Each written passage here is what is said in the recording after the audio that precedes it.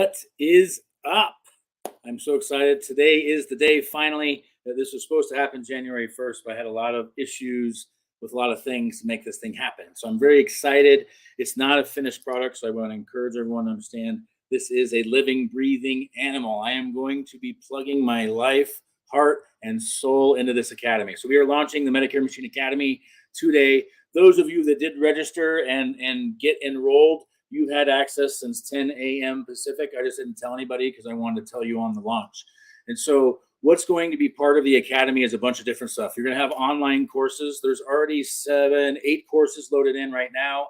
I have 75 more that need to be uploaded. It's a very time-consuming process, and I didn't want to have everything up front because then you'll feel the urge to go through it quickly.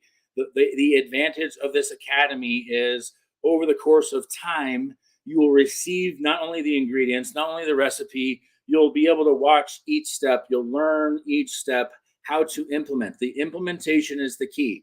Going to a Zoom, going to an event, going to a training is great. Actually absorbing the information, digesting it, and then regurgitating it in a form that you can use is even better. And so I really, really encourage all of you, if you haven't already, enroll now. You have until the end of this month to lock in the early bird pricing. After April 1st, the $49 a month will never be offered again. So you have until then.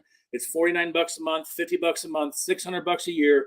One Medicare Advantage application for turning 65 pays for the whole year. Okay. And not only do you get the academy, then you get access to boot camps. I'm going to be regionally coming around. Right now, I have the first one's Austin at the end of this month. We have Orlando coming up. We have Charlotte. I'm going to be adding Memphis and other areas. I'm going to be doing live boot camps in your area. Being part of the academy gets you very, very steep discounts into the live boot camps. I have had much more participation in the virtual form. However, I can tell you it's much more impactful for you and I to be face to face. I can help you more in that kind of environment.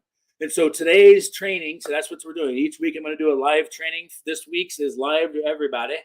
Next week's will be live only to those in the academy. And moving forward, that's what will be happening. Tons and tons of content's going to go into this. It's again a living, breathing animal. Okay. And so we have launched the academy. There's 5 courses. The first thing you're going to do is take a test.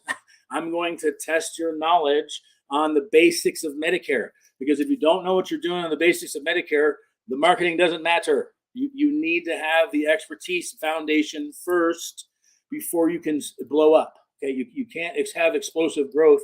You cannot become a Medicare machine until you have your baseline software installed. This would be your Windows. If you want to run other applications, your Windows on your computer is your basic knowledge. You have to know Part A. You have to know Part B. You have to know Part C. You have to know Part D. You have to know Med Sup.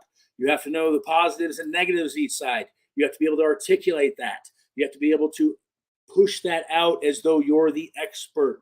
Okay. And so I'm going to give some gold nuggets right out the gate tonight. This is a half-hour training. We have 26 minutes left. I used 5 minutes roughly on the intro. Let's get into it. Okay. So I'm going to do a screen share and we are going to rock and roll here. Let's see. Share screen.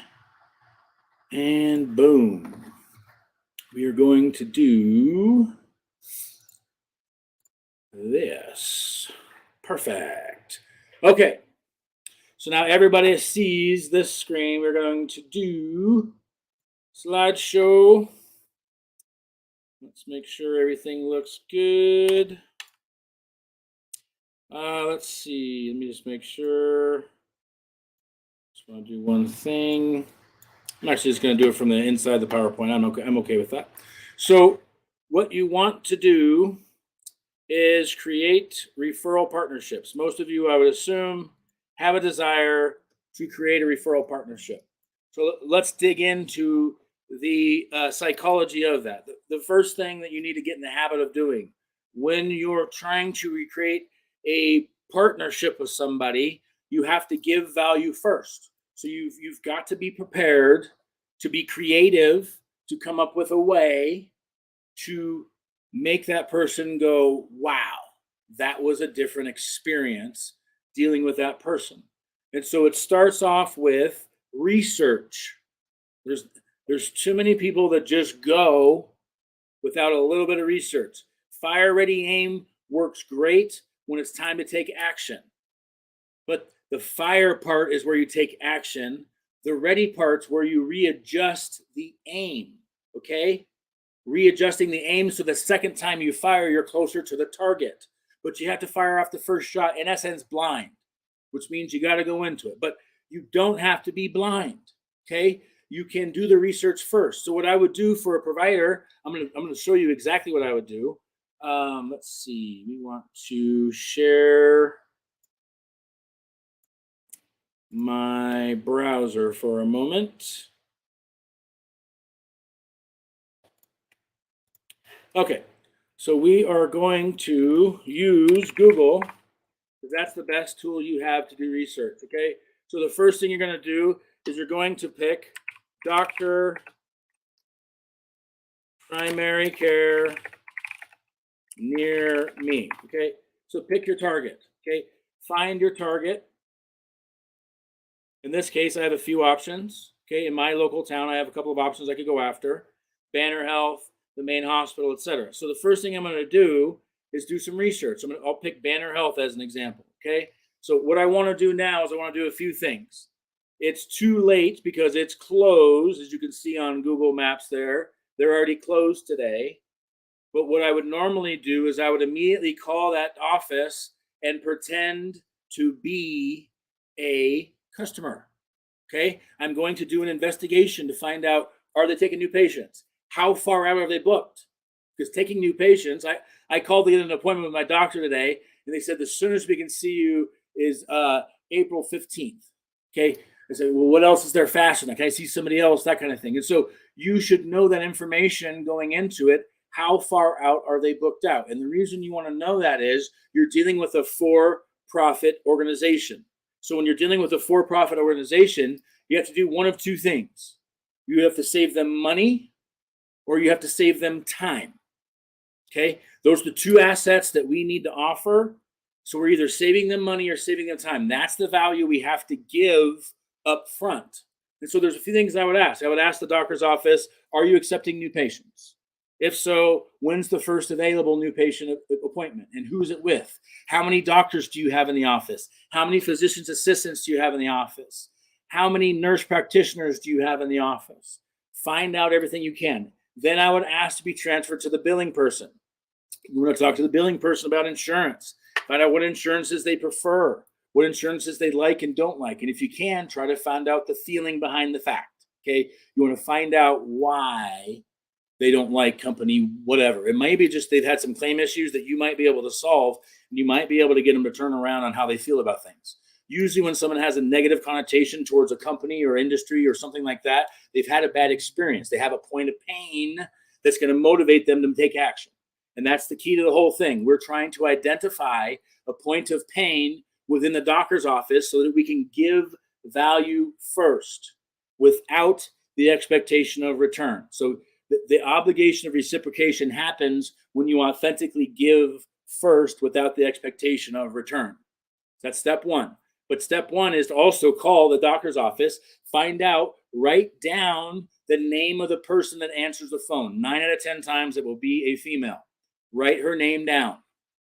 I also just like to throw it in there. You've got to be creative with how you create in curiosity is the best way I can put it. So as an example, I want to know the front desk person's name. I want to know their favorite color, and I want to know their favorite candy. So those are the three things you want to creatively get out of them. And you do that by talking about yourself. Okay. So the easiest, if you think about every chit chat, small talk situation you've been in, what you thought about was what? You thought about what kind of questions can I ask? And what happens a lot of times is when you ask a question, the other person just tennis ball volleys it right back to you. So they tennis ball volley the question right back. And you can use that to your advantage. Now, you can't just come out the gate with, hi, how are you? This and that. And what you do is at the end of the call, you compliment them on how amazing they did their job, how helpful they were, and then you pivot to, oh, by the way, next time in the area, I'd love to stop by and say hi. Do you by chance have a favorite color? Mine's blue. Do you have a favorite flower? Do you have a favorite candy? Any one of those three will be great. I like flower a little bit better now, and I'll go over that in a different training. So once I've done the research, I've called the office. I have positioned for finding the point of pain. The point of pain is going to want to be one of a handful of things. They could need new patients. They are trying to grow as a practice. They're new. They've lost some patients. Whatever the reason, they're trying to add people to their roster. That's scenario one. How would I solve that? The value I could bring was bring them some people. So once I identify a doctor's office, I will do the research. I will then go to my book of business and identify some people in that area and reach out to find out if anyone has a point of pain with the primary care doctor. Maybe they're unhappy with their doctor. Maybe their doctor retired. Maybe their doctor moved. I'm looking for that point of pain so I can match up the points of pain. I want to match up the person who needs a doctor with the doctor's office that wants clients. Okay? I want to play matchmaker because that's the value I can give up front. And if you bring them one or two clients out the gate, there's going to be a reciprocation obligation. And they are going to want to give something back. Okay? They're going to try to give you something to drink. They're going to try to give you a piece of candy. They're going to try to give you something back. So you have to be ready to ask for what you want back, which is you want people that are in situations with points of pain to help fix. You are a problem solver, not a sales agent. If you go around telling people that you're an insurance agent, that is the quickest way to tell them not to listen to you anymore. You need to go around telling them, and you need to practice your elevator pitch so that when you show up at the doctor's office, you can tell them very quickly what points of pain that you solve. Also, if you go branded in your own branding, there should be no question about who you are and what you do. It removes that question. Okay, so once I do the research, again, make the phone call. I'm going to try to identify the point of pain. They're looking for new patients. Do they have people that are having prescription coverage issues where there's a prescription not being covered or the tier exception is not approved or anything like that? Is there a issue with any of their benefits that they're having? We're trying to fish around. Do you understand how this works? I know you accept company A's plan. Did you know that plan offered this, and this? Did you know it had dental and vision and hearing and a gym membership? Did you know it also had an over-the-counter catalog that you can go through and position, and you're now educating the gatekeeper at the doctor's office to tell people points of pleasure. You also need to teach the gatekeeper how to identify and listen to points of pain. And you want to train them that when they hear that point of pain, they think of you. And you do that by consistently, persistently showing up, maintaining the relationship. Think of it like growing a flower. Okay. First, you have to plant the seed. You have to germinate the seed. Technically, you should germinate the seed. Then you plant the seed. Then you nurture the seed. Then it sprouts. Then you nurture the sprout. You wait for it to pop, and then it gets to the next level. Then you repot it, and then there's this long progressive process. It's the same thing. Quit trying to microwave what you're supposed to cook in the oven. Okay. Don't cook your turkey in the microwave. Cook this slow. This is a long process. If you start it now, this is the perfect time of year to start this process. Right at the end of OEP, when all the dust settles, you're trying to wonder what am I going to do with the rest of this year. This is when you make this presentation. And the other thing, here's the easiest way to get into a doctor's office. Go through the last 50 or 100 or how many applications you have this year in the last 5 months or so, and go through and find out on every single application and or client who their primary care doctor was. And what you're going to do then is have your primary care doctor listed next to the client name. You're going to make a list of all the doctors and all the clients. And hopefully you'll have some crossover. Well, maybe a couple of doctor offices, you'll have 2 or 3 or 4 clients that you've helped in the same office. Okay, so now you take that list, you pare it down, and every 2 weeks, you go around for half a day and go to each one of those doctor offices with a gift. My favorite thing right now is take some time, germinate a flower seed till it pops up and give out flower seeds. What you are giving is a mini billboard that people will take care of or kill. And it's your cue. If you come back in 2 weeks and the plant is dead, that is a signal. Okay. If you come back in 2 weeks and the plant is still alive, they're still watering it, it's bigger. Not only are you in now, but you also, every single day, when they look at that flower, that plant, they think of you. You have passive marketing sitting right there. Okay. So you take your list of doctors that you've helped clients for, you go in there and you tell them, look, I helped Timmy and Susie, and we put them on this plan, and here's why. And you explain your value proposition, which is if there's ever an issue with a claim, with a referral, with a pre-authorization, with a prescription being covered or not covered, if there's ever any issues at all, I want you to call me because I will help you fix it. Okay. You want to position for being the resource for any clients that you have a mutual relationship with. So you have a mutual patient. That's what the doctor's office will call them. When they call other doctor's offices that they both treat the same patient, they will call that a mutual patient. You should use the same terminology. I would also go on to YouTube and study doctor office terminology. You can put that in. You can watch videos of people in doctor offices, whether it's satire or not. You need to learn the lingo. You need to assimilate to them, and you need to be able to speak their languages. Okay.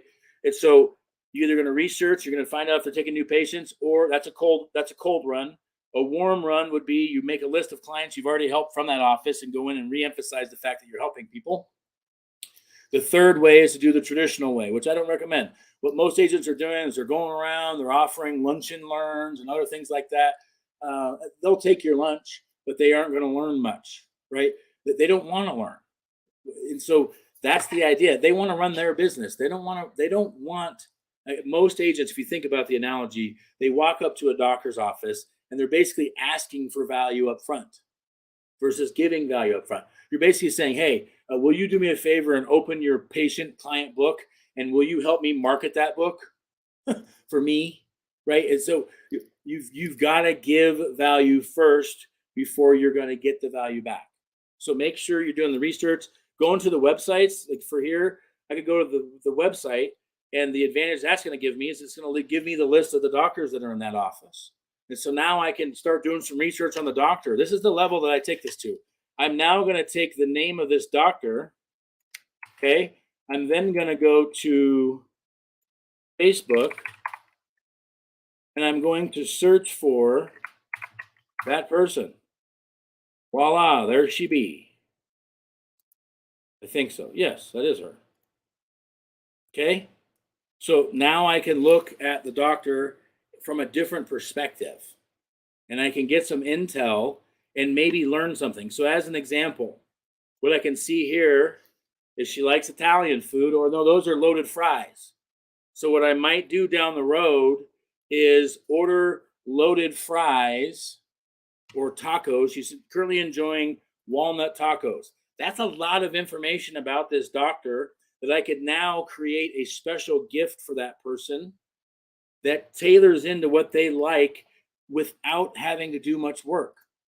Like I can get a lot of information off of this. She likes dogs and cats.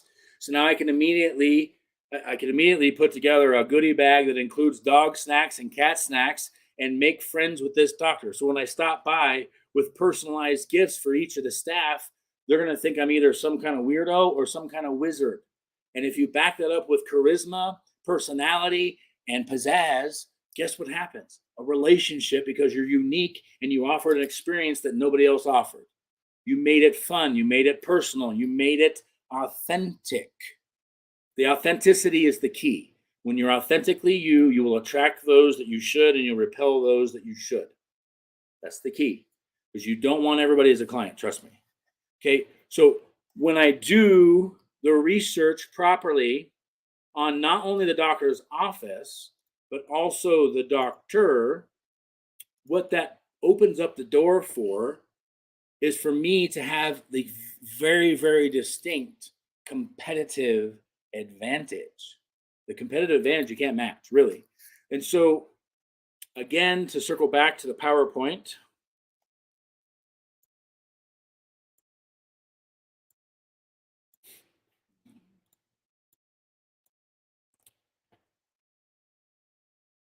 your goal should be to be a resource to your community, and you want to start with think of it like a bullseye and lay that on the map of your area. You want to own the 5 to 10 mile radius of your area, whether that's your town, you're in a big city, whatever it is. You need to own that hometown turf first. You should have referral partnerships with everybody in town. You should be collaborating. You should be trying to find out and make friends with your competition, because collaboration with competition create respect lines that allow other people to operate without stepping on toes, without hurting feelings. Especially if you're in a smaller market, I would recommend doing that. But again, your whole purpose is to make sure everybody understands that you want to be a resource to the community, to whoever you're trying to partner up with. So you can help them bring new clients. You can help them close the back door. You got to ask them, did you know your back door is open? And so who I would say that to would be like a financial planner. The financial planner has the back door open to a Medicare agent that also does financial planning, could steal the whole thing. So their back doors open. Your position of value to a financial planner is closing the back door and identifying new business. There's two ways to do it. You can offer a referral fee. I'm against offering referral fees. I don't like to give up a piece of my pie, and so I'd rather help them get more of their own pie. And so what I like to do with financial planners, as an example, is I like to create a relationship where they send me a referral, and my goal is to try to turn that person on to life insurance and send them back, because they want to write life insurance. That's the only kind of insurance they want to do. And so for years, they've been talking to these clients about long-term care, life insurance, or other things. And all it takes is one or two that you warm up and send back to them. And if they make a sale and all of a sudden they have $1,000 commission or something like that, they're going to send you every single person they can, versus you offering $100 referral fee. That's not as motivating as a life insurance sale, because it feeds into their desire to win and sell, just like every other salesman has that desire to win and sell. Okay. And you should be doing turning 65 seminars if you're in the Medicare space. If you're not, you either don't have enough money to do it or you're crazy, because however long it lasts and however long they allow us to do these educational events as they are, there's rumors for the next year that they might crack down on those things, and or what others would call, for lack of better expression, neuter those meetings, where they become very difficult to make them work. I would take advantage of that. And you want to use your referral partners, the chiropractor, the doctor's office, the financial planner. All of these people should know about your seminars that you're doing in their area, and they should also be funneling people to you. And they're only going to do that if they're aware of them and you're educating them. And then I'm looking for the toughest problems to fix. It's kind of like if and when you watch those old movies of people going into jail. When someone goes into jail, they try to find the biggest, baddest person and beat them up first. So that sets the tone. Same thing. If you go into a doctor's office, you go into whatever, you're trying to find the most beat up, most difficult situation you can find, the person that everyone else is told that can't be fixed. You want to find that one and fix it. Because if you can fix the most complex problem they have, they'll send you every problem they have. And that's no lie. Okay. And so it's what I call the REO method: research, educate, add value, and offer solutions. Okay. So first I research, I got to figure out who they are, what they do, what they're looking for, what kind of things make them tick. Then I'm pivoting to, I got to educate them, because there's something that I can help them with my knowledge. There's some way I can make their life easier. I want to educate them on some process, some system, something that I can do to make their life easier.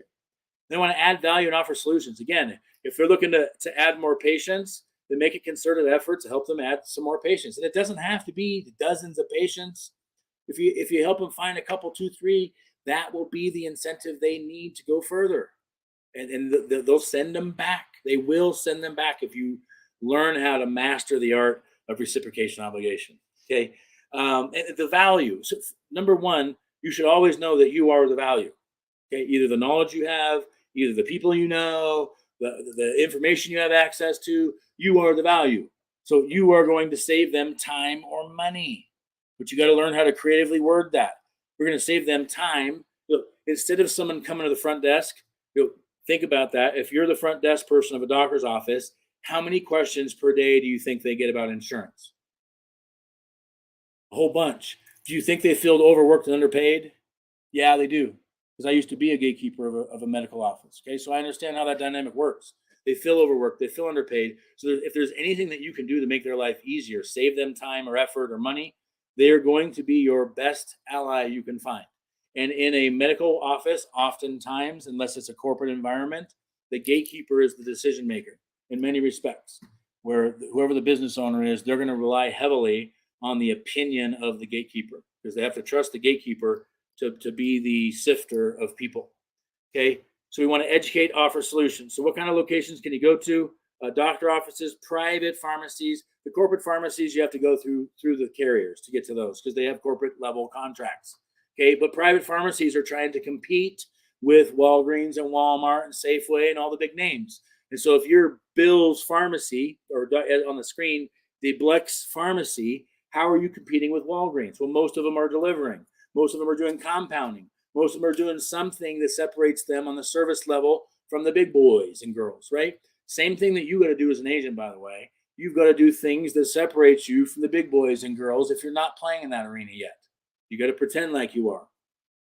Rural small town hospitals. So if you're in an area where you can drive out in the middle of nowhere and go to a community hospital, something like that, if it's not run by a corporation, you have a really good chance. Again, the corporation part means that you got to get the corporate level sign in and buy in. It's a much more difficult process to go after a big fish like that. So primary care doctor offices, again, you want to walk by and you want to give value each time. So what I mean by that is you don't want to be the person that only calls when you need something, right? And so some of the time you just show up at the doctor's office to say hi, be a smiling face, bring them some flower seeds, walk in with a bunch of flower seeds and say, what kind of flowers do you like the best? I'm passing out flowers because it's springtime. It's time to plant, right? So it's that value of reciprocation obligation that you create by giving value first. And you got to give first. And here's what I'll tell you. There's lots of people that just take, okay? And so you got to keep giving, even when the people don't take, even when it doesn't work, even when all that stuff goes that way, you still need to go that direction because if you don't, what will end up happening is you'll lose momentum. And momentum is the biggest key to this thing. And staying consistent, persistent. You should be going to these kind of locations once a week. You should have a half a day once a week until you have more of these than you can handle. And so don't try to get 5 doctor offices, try to get 1 and make sure you can cultivate and take care of the 1 before you add 2. You should know within 30 to 60 days whether or not that's a productive plant. So you plant the seed, you water it for a month or 2, you'll know by then. If you haven't gotten your first referral within 60 days, then you should probably just move on. Plain facts. Let somebody else maintain that particular flower. Don't waste your time spinning around too long, but also be patient with the process. So it's one of those things where you got to learn and kind of measure out and get a feel for things and trust your gut. Assisted living facilities, senior apartment complexes, senior resource centers. I only have like a minute left, so I'm going to give you the quick skinny on this. The magic of this one is to have a goodie bag. I don't know if I have an example of one near me or not, but normally, yeah, I do. Normally, I'll put together a goodie bag. And in the goodie bag, it'll have a wristband, it'll have a business card, it'll have some notepads and some other stuff. It'll normally also have some other thing of value. Like this time of year, we'll give flower seeds, we'll give magnifying glasses, any kind of carrier swag I can get a hold of. That's the kind of things that you want to put in the goodie bags. And what you want to do with like a housing development is you would call ahead, say how many units do you have, or do you have a waiting list? Are you accepting new residents? And then you want to find out how many units they have so that you know how many goodie bags to make and take to them. And so then a week later, you show up with a box full of goodie bags and say, I brought one for each unit or each resident or whatever you want to do.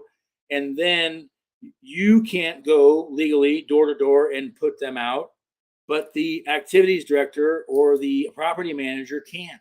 Okay. And so it's up to you. But that is all the time we have for this week's training. If you can't tell, I'm going to go hot and heavy every week. I'm going to drop gold. I'm going to drop bombs. I'm going to drop everything. If you implement one of those strategies I just gave you, it will make your next quarter twice as productive. You will get more referrals. You will get more activity.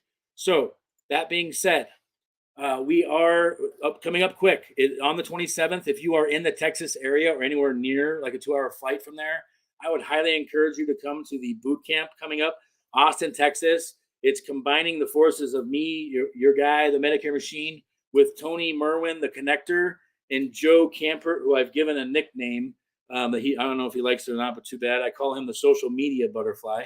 I'm going to hope that sticks. We'll see what Joe thinks about that later. But yeah, no, all three of us are combining to do a one-day boot camp. I'm going to drop a bunch of bombs that day. Tony's going to drop some heat on how to do turning 65 seminars. Joe's going to come at it where his specialty is, which is social media domination, right? And so, again, thank you for your time. Thank you for showing up today. If you haven't registered for the Academy, I don't know what you're waiting for. I'm going to change the trajectory of a bunch of careers. Is it going to be you? I don't know. We'll find out. But thanks again for joining. Have a great day. Happy St. Patrick's Day. Have a green beer for me since I don't drink anymore.